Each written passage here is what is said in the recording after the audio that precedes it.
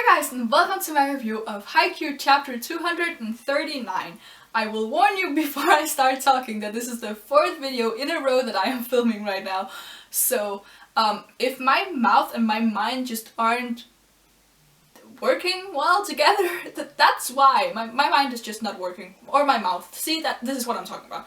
But, let's get into the chapter. So we started off with this nervous pinch server from last week, whose name I literally have forgotten, and while I could just pull up his name because I have the chapter in front of me, I'm too lazy at this point.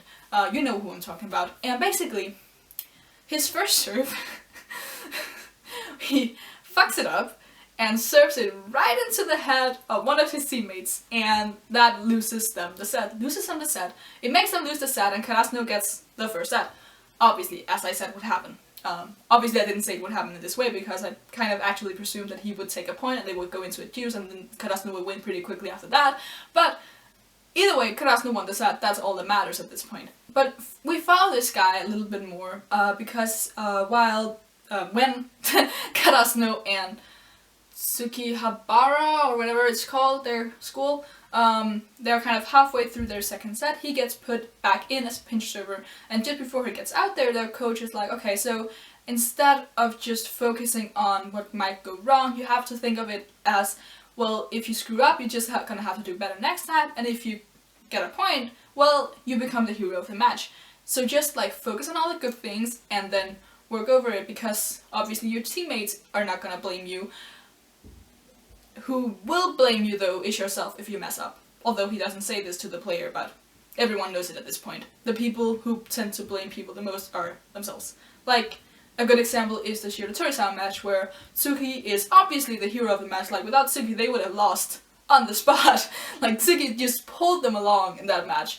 And after the match he was so angry with himself that he only managed to block one of Ushiwaka's spikes. And he needed Yamaguchi to just tell him, no, you were freaking awesome in this match, stop putting yourself down. Which is really funny. I talked to my friend about Tsukishima and him not being able to take a compliment, because every time people try to praise him, he's always like, no, this is all because someone else did something. And he does not know how to take a compliment. I just find that really funny. But either way, the guy comes in for a second time, and they're surprised, again, as I forgot to mention, because he does underhand serves, which usually are what you do when you're like a noob. That's, if you did volleyball in school like I did, that's probably the serve you went with, because who the fuck can actually do that? And make it go over the net. Like, I can't do that, so underhand serves are what we do.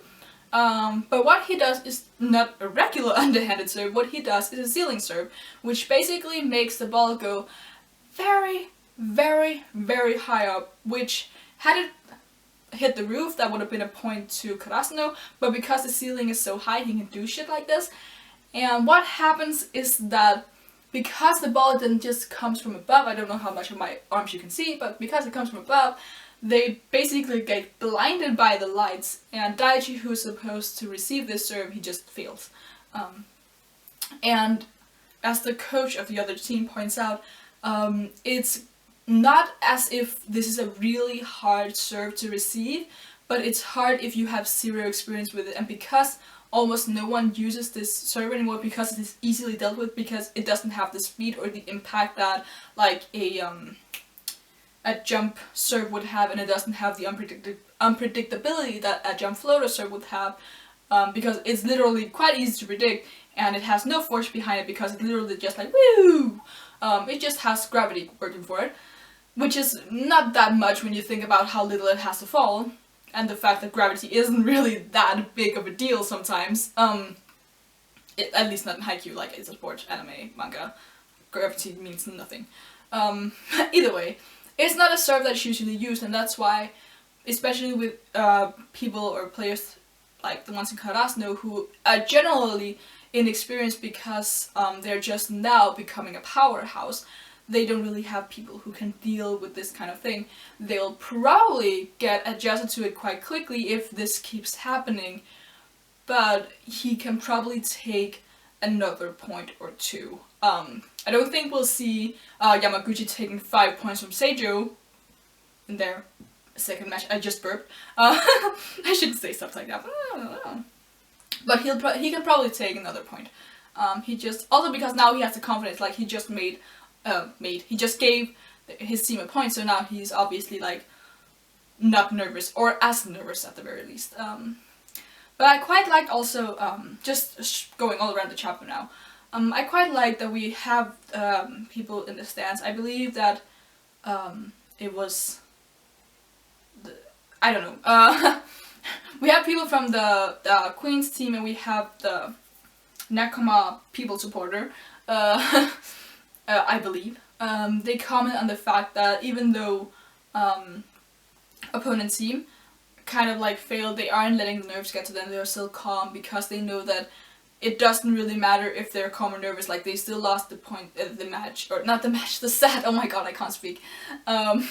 So it, like, staying calm is probably like, it's the better option because nerves would literally just make them lose faster, but if they're calm, they can like overcome it and stuff like that. Like, their state of mind won't change what has already happened, so there's literally no use fussing over it now because they can't change it, they can just keep playing and then, I was about to say hope for the better, but that's not really how it works, you play for the better or whatever. Yeah.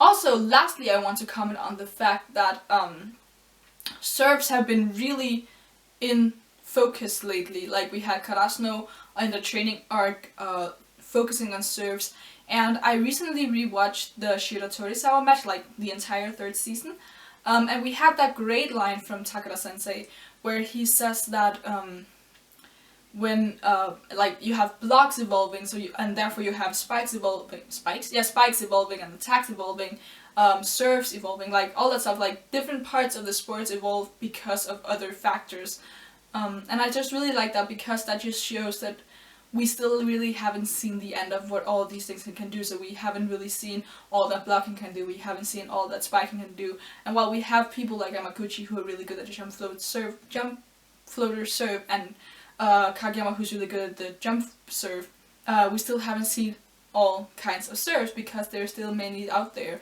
and people could learn from that. Also, important to note, Hinata was the one to comment on the fact that the ceiling serve was really cool, and of course it's kind of in character that he says, oh my god, this move is really cool, like, look, it just got them a point.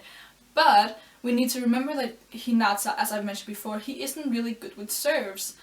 Same with Tsuki, but he's not the main character, so who cares? I care. But yeah, Hinata isn't really good with serves, and he's also usually the one who gets subbed out for Yamaguchi when they need Yamaguchi to pin serve, because he is their weakest server? But yeah, I think it's really important to note that he's the one who thinks that the ceiling, I was about to call it attack, the ceiling serve is really cool, because it doesn't seem like it's too hard, like unlike the jump float serve, which like precision is key, and the jump serve, I feel like it takes power that Hinata doesn't really have, and also precision that Hinata doesn't have either.